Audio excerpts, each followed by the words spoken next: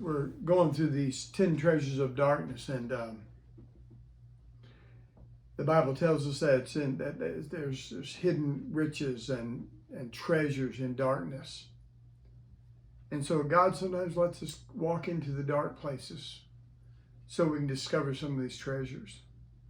I won't go back and cover all the ones that we've already done. We want to move on here, but let me give you a sixth one here. This is so good. God softens our hearts in the darkness. He softens our hearts in the darkness. In Job chapter 23, verse 16 and 17, listen to it. For God maketh my heart soft. Listen to it. For God maketh my heart soft, and the Almighty troubleth me, because I was not cut off before the darkness, and neither hath he covered the darkness from my face. Did you hear what he just said? He said, God makes my heart soft. And he says, he kind of troubles me. And that troubling softens my heart. And he says, it was in that dark place. He says, neither hath he covered the darkness from my face. So sometimes going to the dark places makes you more tender. It makes you, I don't know, it does me. I cry a little bit easier. My heart's tenderer toward other people when I'm going through the dark place. And none of us like it, but it's true. But God sometimes chooses. God doesn't leave us there, but God takes us there to soften our hearts.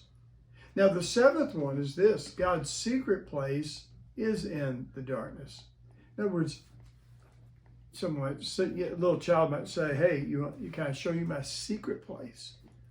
It might be a tree house. It might be a cave. It might be a box in the backyard that he's got camouflaged, and he says, "Let me show you my secret place."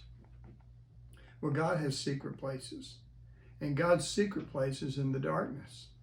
The Bible says in Psalms 18 and verse 11, but think about this: He made darkness his secret place. He made darkness his secret place. It says his pavilion round about him were dark waters and thick clouds of the skies. In other words, God has secret places, and he invites you to come into a secret place. And sometimes it'll be dark there. And sometimes it'll be thick. It'll be roundabout, be somewhat thick, and maybe a heavy moment.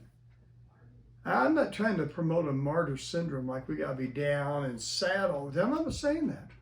I'm saying is God has done so much in me, for me, and through me when I got in that secret place with him. Secret would mean you're alone with him.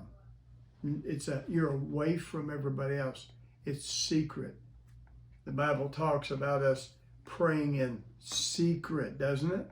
Praying in secret, so your Father which seeth in secret shall reward thee openly. And so sometimes I just got to get alone and go down in my basement in this place of secret, turn the lights off and lay before God and find God in that secret place. And number 8 is God uses darkness to see if we will rebel against his word. Did you hear that? God uses darkness to see if you're going to rebel against his word. Here's what it says in Psalms 105 and verse 28. He sent darkness, and it made it dark. And made it dark, and they rebelled not against his word. Did you see that? God says, I send darkness to see if you're going to rebel against my word. God checks us out. He really does. Yeah, he checks us out and tries to see if we're going to rebel against his word. Psalms 105 verse 28 again. He sent darkness and made it dark, and they rebelled not against his word. So God's checking us out. Listen, when you're in a dark place, don't rebel against his word. Just get down lower and let him work. We'll finish up next week on these 10 treasures of darkness. Looking for answers to